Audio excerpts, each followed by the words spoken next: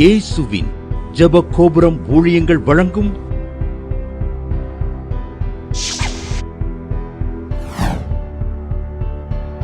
நம்பிக்கையிலே சந்தோஷமாயிருங்கள். திராட்சைத்தோட்ட எஜமான் தனது நல்ல வேளைக்கு உன்னைத்தான் அழைக்கிறார் மகனே.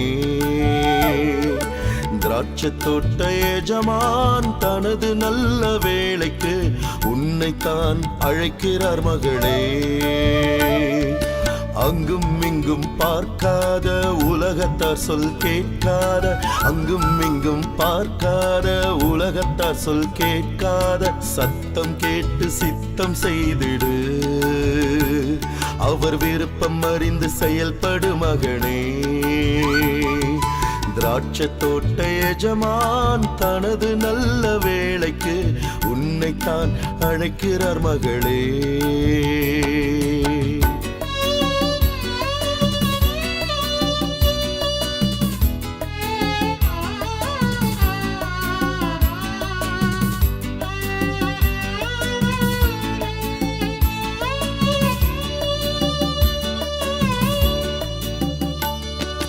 உலக வேளையில் நீயும் திருப்தி அடைந்தாயோ, உலக வேளையில் நீயும் திருப்தி அடைந்தாயோ. இயேசுவின் கண்கள் உன்னை பார்க்குது, அவர் வேளைக்கு நீயும் ஓடி வந்திடு. இயேசுவின் கண்கள் உன்னை பார்க்குது, அவர் வேளைக்கு நீயும் ஓடி வந்திடு. திராட்சைத்தோட்ட எஜமான் தனது நல்ல வேளைக்கு உன்னைத்தான் அழைக்கிறார் மகளே.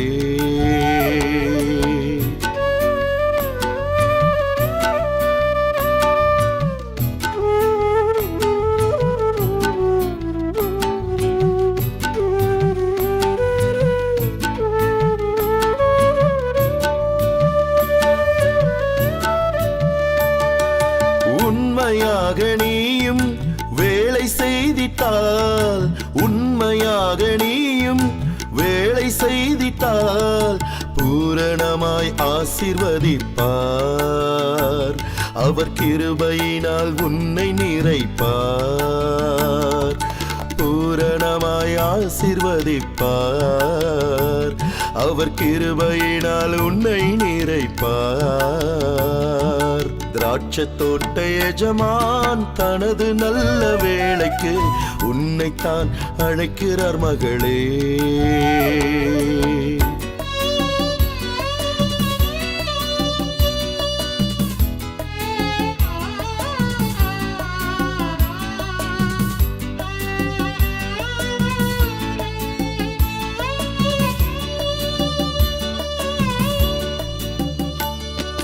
தாளந்து வரங்களில் உண்மையாயிருந்தால், தாளந்து வரங்களில் நீ உண்மையாயிருந்தால் பட்டணங்களை உனக்கு தந்திடுவார். அதில் அதிகாரியாய் உன்னை உயர்த்துவார். பெரும் பட்டணங்களை உனக்கு தந்திடுவார். அதில் அதிகாரியாய் உன்னை உயர்த்துவார். திராட்சைத்தோட்ட எஜமான் தனது நல்ல வேளைக்கு உன்னைத்தான் அழைக்கிறார் மகனே. திராட்சைத்தோட்ட எஜமான் தனது நல்ல வேளைக்கு உன்னைத்தான் அழைக்கிறார் மகளே. அங்கும் இங்கும் பார்க்காத உலகத்தார் சொல் கேட்காத, அங்கும் இங்கும் பார்க்காத உலகத்தார் சொல் கேட்காத சத்தம் கேட்டு சித்தம் செய்திடு. அவர் விருப்பம் அறிந்து செயல்படு மகனே. திராட்சைத்தோட்ட எஜமான் தனது நல்ல வேளைக்கு உன்னைத்தான் அழைக்கிறார் மகளே.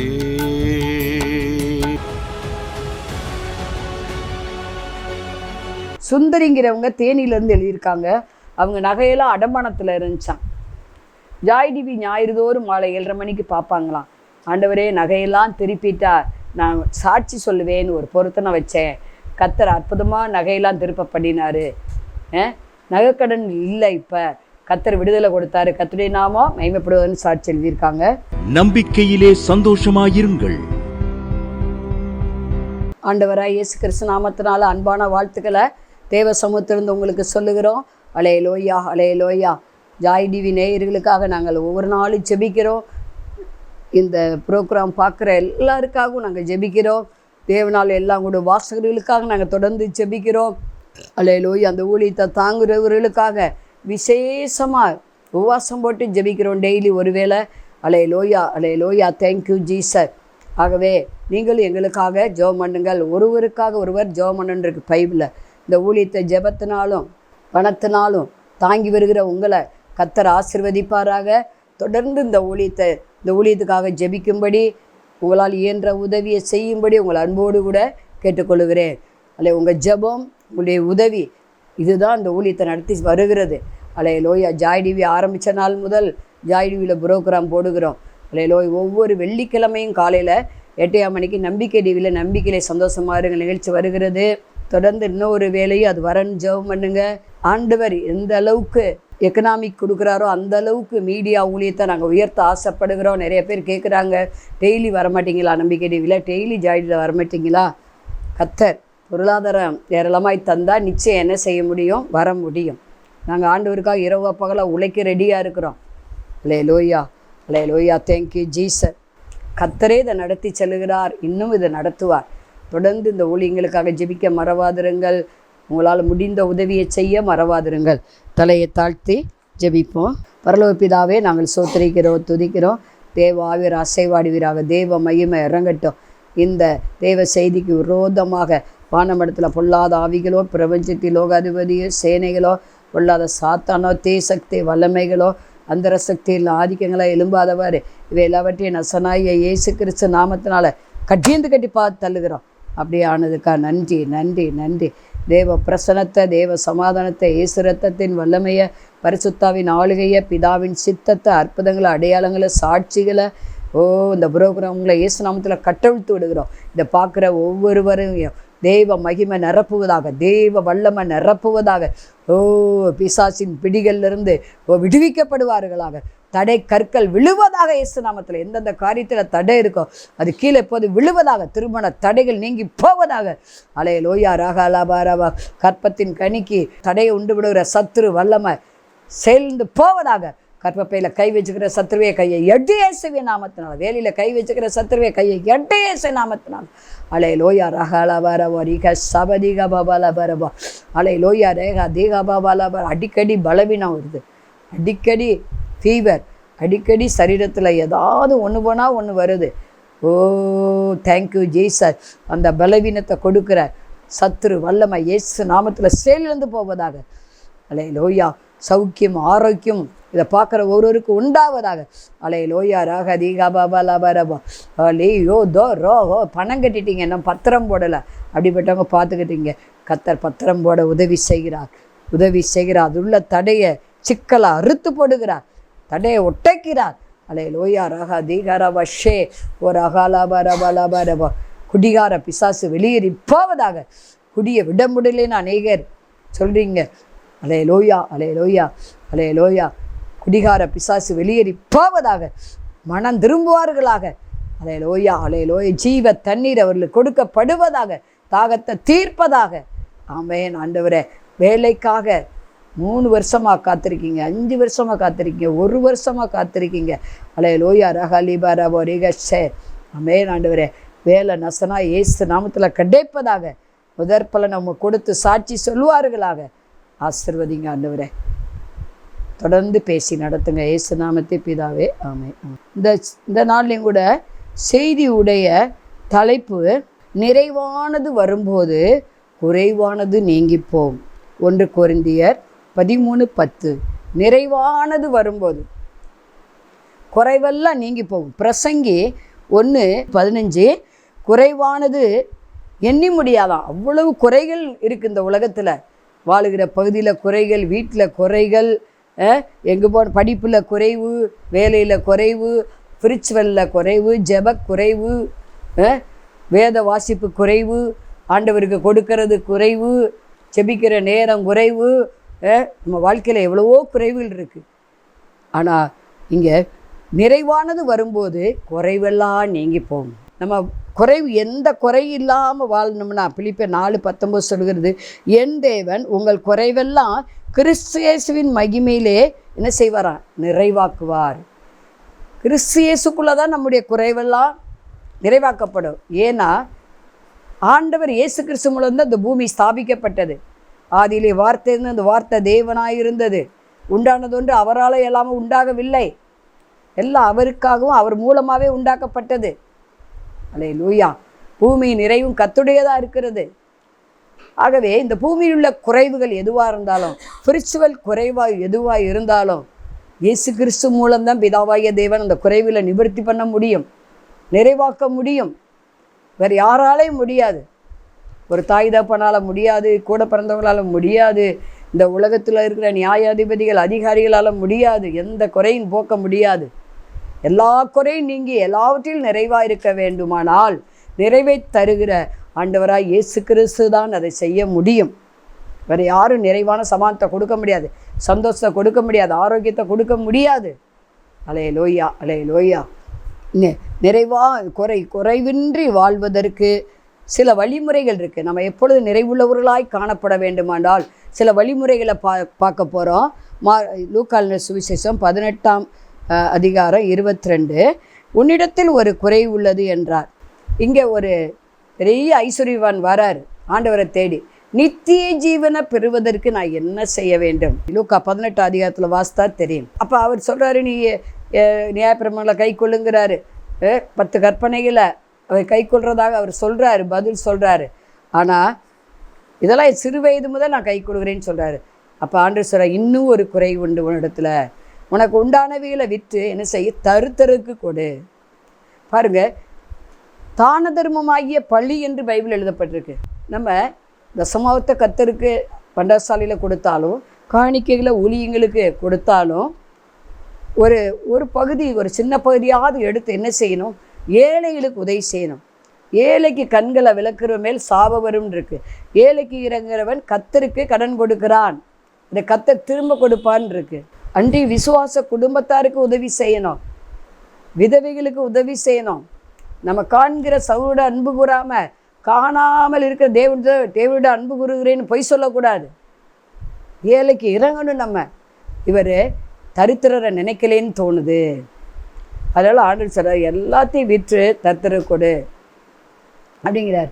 லூக்கா 19ஆவது அதிகாரத்தில் சகை வீட்டுக்கு ஆண்டவர் வர்றாரு. இந்த வீட்டுக்கு இன்றைக்கு ரட்சிப்பு வந்ததுன்னு சொல்ல காரணம் அவர் சொல்கிறாரு, நான் ஏதாவது அநியாயமாக வாங்கியிருந்தா நாளத்தனையாக திரும்ப கொடுக்குறேங்கிறாரு. 4 மடங்கு திரும்ப கொடுக்குறாராம் பாருங்களேன். ஆனால் இந்த ஐஸ்வர்யவானோ ஏழைகளுக்கு ஒன்றுமே செய்யலை, தரித்திரரை நினைக்கலை. பாருங்கள், மக்கெதோனியா சபையார் மிகுந்த தரித்திரத்தில் கூட மனப்பூர்வமாக ஊழியங்களை வாரி இறைக்கிறாங்க இல்லையா? ஆனால் இவருக்கு எவ்வளவோ பெரிய பணம், பெரிய பணக்காரர் அந்த ஊருக்கே, ஆனால் தரித்திரருக்கு கொடுக்கலை. அப்போ குறைவுகள் நிறைவாக நித்திய ஜீவனை நிறைவாய் பெறுவதற்கு பரலோக ராஜ்யம், நம்ம பரலோக ராஜ்யத்தை பூரணமாக இந்த பூமியில் அனுபவிப்பதற்கு நீங்களும் நான் செய்ய வேண்டியது தரித்திரரை நினைக்கணும், ஏழைகளுக்கு நன்மை செய்யணும். அப்படின்னா நமக்கு நித்திய காலமாய் வாழக்கூடிய பரலோக ராஜ்யம் நமக்கு சொந்தமாகும். கண்டிப்பாக ஏழைக்கு கண்களை விளக்கணும்னா சாபந்த வரும். இதுதான் நம்மளால் முடிஞ்சதை என்ன செய்யணும். அடுத்து நம்ம அப்பொழுது நம்ம நித்திய ஜீவனை பூரணமாய் பெற்றுக்கொள்ள முடியும்.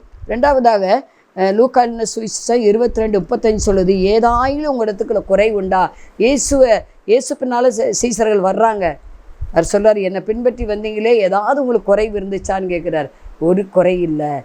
அப்போ குறை வராமல் நிறைவுள்ள வாழ்வை வாழணும்னா மரணப்பரியந்த ஆண்டவரை பின்பற்றணும். ஒருவன் என்னை பின்பற்ற விரும்பினால் தன்னைத்தான் வெறுத்து சிலுவை எடுத்துக்கொண்டு அனுதினமும் பின்பற்றணும். கொஞ்ச நாள் பின்பற்றிட்டு கொஞ்ச நாள் விட்டுறக்கூடாது. சிலுவை குறித்த உபதேசம் கெட்டு போயிடுவர்களுக்கு பைத்தியமாக இருக்கும். ரட்சிக்கப்பட்ட நமக்கு அது எப்படி இருக்குதா? தேவ பலனாக இருக்கிறது. அப்போ என்ன செய்யணும்? அனுதினமும் அவருக்கு பின்னால் வரணும், மரண பரியந்த வரணும், கொன்று போட்டால் அவரை நம்பணும். ரூத்து ரூத்தா மாதிரி முடிவு பரியந்தான் அவர் செட்டை விட்டு போகக்கூடாது. ஆகவே அவரை பின்தொடர்ந்து வர வேண்டும். அப்பொழுது நமக்கு நிறைவான ஆசீர்வாதம் கண்டிப்பாக இருக்கும். குறையே இருக்காது. குறையெல்லாம் இப்போது இருக்கிற குறையில் என்ன செய்யும்? நிறைவாகிவிடும். இங்கே நீதிமொழியில் 14:28 சொல்லுது, ஜனக்குறைவு தலைனுடைய முறிவு. ஆண்டவர் ஜனத்திரட்சி ராஜாவுக்கு மகிமை. ஊழியத்தில் ஜனத்திரட்சினால் நிரப்ப விரும்புகிறார். நீங்கள் 10 பேர் ஆதாயம் பண்ணியிருப்பீங்க, சபையில் ஒண்டி விட்டுருப்பீங்க ஒரு வேளை. ஆனால் அது நூற்றுக்கணக்காக ஆயிரக்கணக்காக நீங்கள் ஆதாயம் பண்ணுங்கள் ஜனங்களை. அது ஆண்டவருக்கு மகிமை. ஆத்மாதாயம் பண்ணுகிறவன் ஞானம் உள்ளவன். உங்களுக்கு ஒவ்வொரு ஆத்மாவும் உங்கள் தலையில் கிரீடமாக ஆண்டவர் வைப்பார், பறித்து வைப்பார். சரி, இங்கே நம்ம பார்க்குறோம். அடுத்து நம்ம எந்த காரியத்திலும் குறைபட ஆண்டவர் விரும்பவே இல்லையாம். அடுத்து நம்ம குறைவுகள் நிறைவாக இருக்கணும், குறையே வரக்கூடாது. அப்படின்னா ஜெபத்தை விடக்கூடாது. ஜெபத்தை விடக்கூடாது. லூக்கா எழுதின சுவிசேஷம் 15 அதிகாரம் 11 வசனம் முதலே நம்ம வாசித்தா இருக்குது 24 முடிய. அங்கே ஒரு தகப்பனுக்கு 2 குமாரர் இருக்காங்க. மூத்தவன் தகப்பனோடு தான் இருக்கிறான். இளைவன் தனக்குரிய பாகத்தெல்லாம் வாங்கி கொண்டு தூர தேசத்துக்கு போய் துன்மார்க்கமாக ஜீவனம் பண்ணி குடித்து வெறிச்சு வேச்சித்தனை விபச்சாரம் பண்ணி எல்லா சொத்தையும் அழிச்சிட்டான். கடைசியில் அவனுக்கு பசி, கடுமையான பசி. ஒரு பன்றி பண்ணை வைத்திருக்கிற ஒரு முதலாளியிடம் போய் வேலைக்கு சேர்க்குறான். பன்றி தின்னுகிற உணவை கூட அவனுக்கு கொடுக்கலை. ரொம்ப பசியால் துடிக்கிறான். அப்பொழுதுதான் தன் தகப்பனை குறித்து ஞாபகம் வருது. என் தகப்பன் வீட்டில் அநேக வேலைக்காரங்க இருக்காங்களே, அவங்களுக்கெல்லாம் நிறைவான சாப்பாடுக்கு தங்க இடம் இருக்குது, உடுத்த உடை இருக்குது விதவிதமாக. அவங்களாம் நல்ல போஸ்ட்டில் இருக்காங்க. என் தகப்பன் அவங்களுக்கு நல்லா அவ்வளவு பராமரிக்கிறாரு, எல்லா உதவியும் செய்கிறாரு. ஏன் நான் இப்போ பட்னியாக கிடக்கணும், பசியாக கிடக்கணும் அப்படின்னு சொல்லி என்ன செய்கிற ஒரு உணர்வு வருது. தன் தகப்பன் வீட்டுக்கு திரும்ப வருகிறான். ஒருவேளை நீங்கள் ஜெப வாழ்க்கையை விட்டுருக்கலாம், ஆண்டவரை தேடுகிறத விட்டுருக்கலாம், உபவாசத்தை விட்டுருக்கலாம், வெளிப்பு ஜெபத்தை விட்டுருக்கலாம், பைபிள் படிக்கிறத விட்டுருக்கலாம், வசனத்தை கை கொள்வதில் விட்டுருக்கலாம், கொடுக்கறத விட்டுருக்கலாம். அல்லேலூயா. ஒரு காலத்தில் உற்சாகமாக ஆண்டவருக்குன்னு எழும்புனீங்க. இப்போ அப்படியே டவுனாக இருக்கலாம். ஏன்னா உங்கள் வாழ்க்கையில் ஏற்பட்ட புயல் நிமித்தம், உங்கள் வாழ்க்கையில் ஏற்பட்ட சோதனை நிமித்தம், பிரச்சனை நிமித்தம், எதிர்ப்புகளின் நிமித்தம் நீங்கள் அதை நிறுத்தி வச்சுருக்கலாம். அதனால தான் உங்களுக்கு என்ன செய்யுது, எத்தனையோ குறைவுகளை சந்திக்கிறீங்க. மனம் திரும்புங்க. மனம் திரும்பி இன்றைக்கி திரும்ப ஜெபத்தை ஆரம்பிங்க. சபைக்கு போங்க, ஊழியத்தில் பங்கேறுங்க, கர்த்தருக்காக ஏதாவது ஒன்று செய்யுங்க, பைபிள் வாசிங்க, ஜெபம் பண்ணுங்க, விழிப்பு ஜெபம் பண்ணுங்க, உபவாச ஜெபம் பண்ணுங்க. தொடர்ந்து ஆண்டவரை விடாதீங்க. மரியாதை போல் அவர் பாதவடியை பிடித்து கொள்ளுங்கள். ஆண்டவர் உங்களை குறித்து சாட்சி கொடுப்பார். நான் தான் உனக்கு நல்ல பங்குன்னு சொல்வார். மரியாள் தன்னை விட்டு எடுபடாத நல்ல பங்கை தெரிந்து கொண்டால். நம்ம ஆண்டவரை விடக்கூடாது. ஆண்டவரை விட்டதுனால தான், செபத்தை விட்டதுனால, சபைக்கு போகிறத விட்டதுனால, சபை கூடி வருதில் சிலர் விட்டது போல நீங்கள் விட்டு விடாதிருங்கள் இருக்கு. சபை கூடுவதை விடக்கூடாது. ஏதோ ஒரு தவிர்க்க முடியாத காரணம்னா பரவாயில்ல, 100க்கு 100 சபைக்கு போகணும். எங்கே ஊருக்கு போனீங்கன்னா அங்கே கூட என்ன செய்யலாம், நல்லா ஸ்பிரிச்சுவல் சபையை தேடி போகலாம். ஏதோ ஃபங்க்ஷனுக்கு போகிறோம், 2 நாள் இருக்க வேண்டியது இருக்குது, அப்போ என்ன செய்யலாம், போகலாம். அப்போ குறைவுகள் நிறைவாவதற்கு ஜெபத்தை விடக்கூடாது, ஆண்டவரை தேடுவதை விடக்கூடாது. முதல்ல பார்த்தோம், தரித்திரருக்கு ஏழைகளுக்கு என்ன செய்யணும், நம்ம இருக்க வரை உதவி செய்து கொண்டே இருக்கணும். நம்மளால் முடிஞ்சதை செஞ்சு கொண்டே இருக்கணும். கடனெல்லாம் வாங்கி செய்ய வேண்டாம். உன்னிடத்தில் இருக்கிறது என்ன, அப்படி தான தர்ம பழியை நம்ம செய்யும்போது ஆண்டவர் என்ன செய்வார், நிச்சயம் நமக்கு நித்திய ஜீவனை தருவார். அவருடைய அன்பு நமக்குள்ளே இருந்தால் தான் நம்ம உதவி செய்ய முடியும் யாருக்கும். அவருடைய அன்பு நம்மளை நெருக்கி ஏவணும். அன்புள்ளவர்களாய் ஏழைகளுக்கு உதவி செய்கிறவர்களாய் நம்ம காணப்படும் போது நிறைவான ஆசீர்வாதம் உண்டாகும். ஜெபத்தை விடாமல் பண்ணும்போது, தொடர்ந்து ஆண்டவரை பின்பற்றும் போது நமக்கு குறைவுகள் நிறைவாகும். ரூத் 2:12 உன் செய்கத்தக்க பலனை கர்த்தர் உனக்கு கட்டளையிடுவாராக. இஸ்ரவேலின் தேவனாய கர்த்தருடைய சட்டங்களில் அடைக்கலமாய் வந்த உனக்கு நிறைவான பலனுண்டு. அவர் சமூகத்தை விட்டு போகவே கூடாது, அவருடைய வழியை விட்டு போகக்கூடாது, அவருடைய உபதேசத்தை விட்டு போகக்கூடாது, வேத வசனத்தை விட்டுட்டு வேறு வழியில் போயிடக்கூடாது, மனுஷர் வழிக்கு போயிடக்கூடாது, மனுஷருடைய வார்த்தை நம்பி ஏமாந்து போயிடக்கூடாது. எனக்கு தெரிஞ்ச ஒரு சகோதரி, அவங்க ஃப்ரெண்டு 2 பேருமே விசுவாசி தான், ஒரே சபைக்கு போகிறாங்க. ஆனால் அவங்க கஷ்டத்தை சொன்ன உடனே சரின்னு சொல்லி ஒரு 3 லட்ச ரூபா கொடுத்துட்டாங்க. ஆனால் இவங்களுக்கு அந்த பிரின்ஸுக்கு கொடுக்க முடியாத ஒரு சூழ்நிலை. அவங்களுக்கு வட்டியை பல இடங்களில் வாங்கி ஒரு 8 லட்சம் போல் கடனாகி போச்சு. அப்போ தான் கொடுத்தது யாருக்கும் தெரியக்கூடாதுன்னு ஒரு 8-9 மாதமாக மறைச்சிட்டாங்க. இப்போ எல்லார்ட்டையும் சொல்லி சொல்லி அழுகுறாங்க. நான் அவங்க கொடுத்துருவாங்கன்னு கொடுத்தேன். அவங்க வீட்டுக்காரு சரியான ரட்சிப்புக்களை இல்லை. ஏன்னா ஆண்டவர் பிள்ளை ஏமாற்ற மாட்டாங்க, தந்துருவாங்கன்னு சொன்னேன். எங்கே தந்தாங்க பாருங்கள், ஒரு சாட்சி இல்லை. நான் சொன்னேன், நீங்கள் ஆண்டவர்கிட்ட கேட்டிங்களா? அவங்க வீட்டுக்கார்ட்ட சொல்லி அவங்க வீட்டுக்காரு அவர் ஃப்ரெண்ட்ஸ்கிட்ட வட்டிக்கு வாங்கி கொடுத்துருக்காரு. இப்போ வட்டி யார் கட்டுறா? அவங்க வீட்டுக்கார் கட்டுறாரு. இது தேவையில்லாமல் பிரச்சனை. ரூத்து பாருங்க, அவள் போய் வயலில் போய் வேலை பார்க்குறான். சாப்பாட்டுக்கு அவளுக்கும் அவளுடைய மாமிக்கும் சேர்த்தே வேலை பார்த்து கொண்டு வரான். நல்ல உழைப்பாளி. நம்ம கையில் இருந்தால் உதவி செய்யலாம். போவாசு நல்ல ஒரு கோடீஸ்வரன், தூரத்து உறவினரும் கூட. ஆனால் ரூத்துக்கு அது தெரியாது.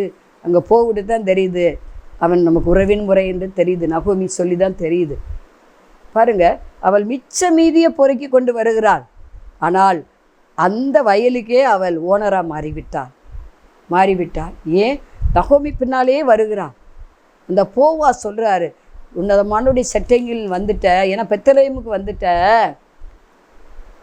ஆகவே உனக்கு நிறைவான பலன் உண்டு. ஏன்னா மோவாப் விட்டு வந்துட்டா. நம்ம மோவாப், அமோனியர், நம்ம எகிப்திலிருந்து வந்துட்டோம். விக்கிர ஆராதனையிலிருந்து வந்தாச்சு. வம்ச வரலாறு, கட்டுக்கதைகள், உலக வேஷங்கள், இது எல்லாவற்றிலும் நம்ம இருந்து மீண்டு வந்துட்டோம். ஆண்டவர் நம்மளை மீட்டு கொண்டார். கர்த்தருடைய வழியில் தான் நடக்கணும். ஆண்டவர் விட்டு போகவே கூடாது. அவருடைய உபதேசங்களை என்ன செய்யணும்? அவருடைய வார்த்தைகளை மதித்து அதுபடி நடக்கணும். பாருங்கள், நகோமி வார்த்தையை மதித்து அவன் நடந்தான். அதனால தான் பாருங்கள் நிறைவான பலன் கிடச்சிச்சு. போவாசுக்கு மனவாட்டியாக ஆண்டவர் மாற்றிட்டார். நீங்களான ஆண்டவராக இயேசு கிறிஸ்துக்கு மனவாட்டியாய் காணப்படணும். மனவாட்டி வா என்பானாக.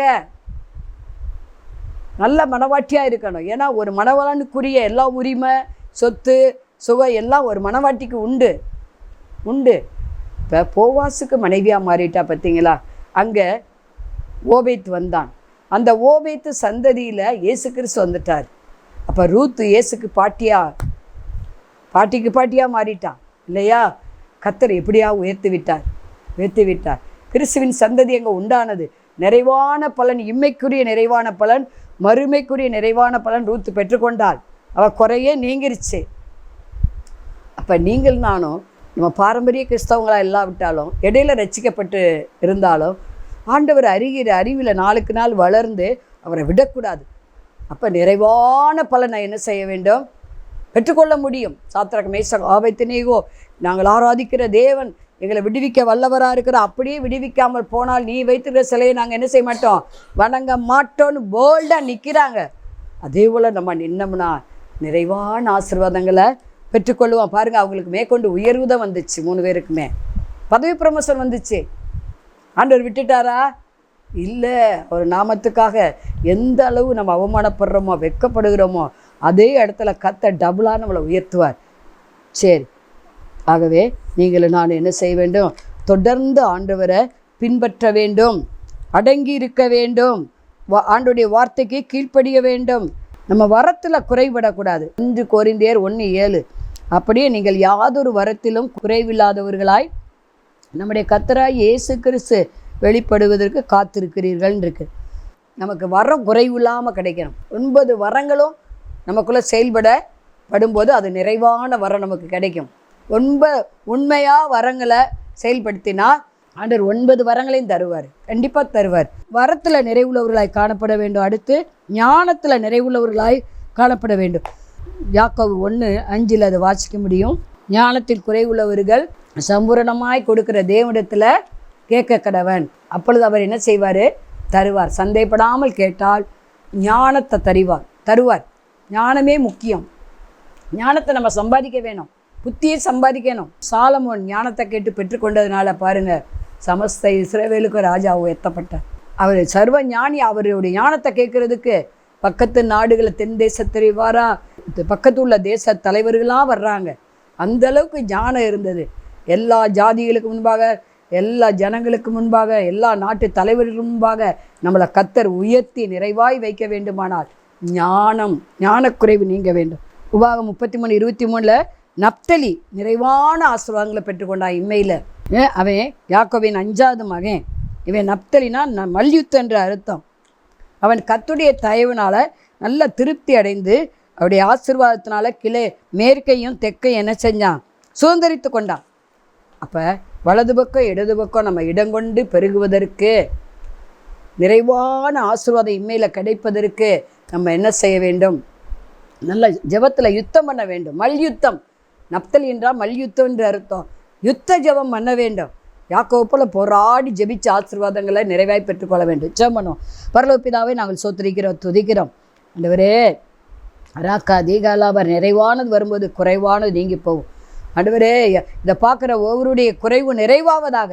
அடையல் ஓய்யா ராகா லீபாராபா ரூத்துக்கு நிறைவான ஆசீர்வாதம் தந்தது போல ஆண்டவரே, ரீகாபாபலபரவோ ரீகே சபதிகபலபரவா உம்மை விசுவாசிக்கிறவர்களுக்கு தான தர்மங்கள் பண்ணுவதற்கு நித்திய ஜீவனை நிறைவாய் தருகிறவரே நன்றி சொல்லுகிறோம். ஞான குறைவை எடுத்து போட்டு ஞானத்தினால் நிரப்புவீராக. இதை பார்க்குற ஒவ்வொருவரையும் அலே லோயா ரக லீபாராபா கழுத்து வலி, நெஞ்சு வலி நீங்கி போவதாக இஸ்லாமத்தினால.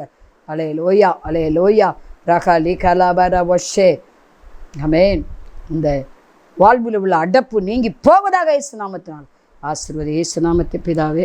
மாணவர்களே, அதிசய கல்வாரி ஊழியங்கள் மூலம் ஒவ்வொரு மாதமும் தேவனால் எல்லாம் கூடும் பத்திரிகையை நாங்கள் வெளியிடுகிறோம்.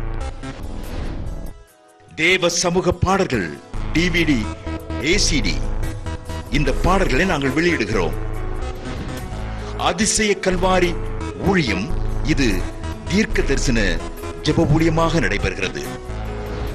இந்த ஊழியங்களுக்காக ஜெபிக்க, காணிக்கையை அனுப்ப தாங்க மறவாதிருங்கள்.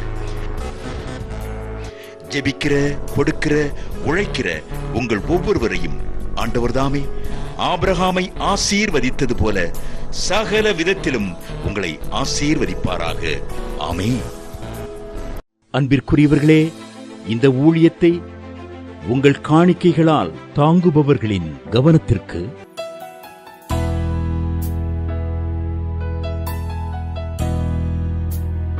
ஜிபே மூலமாகவும் நீங்கள் தாங்கும்படி உங்களை பட்சமாய் கேட்டுக்கொள்கிறோம். எங்களுடைய ஜிபே எண்ணானது 9439308550.